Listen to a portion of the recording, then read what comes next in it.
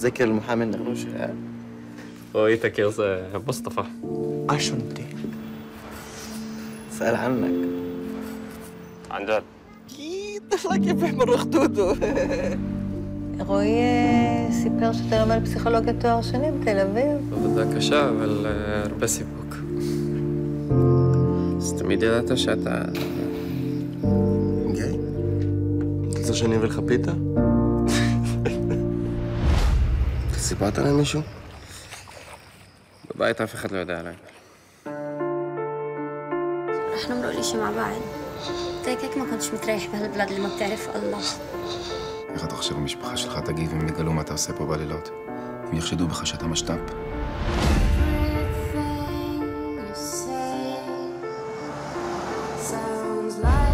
אתה חושב שאנחנו עושים טעות?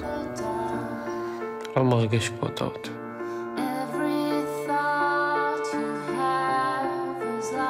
עם מה?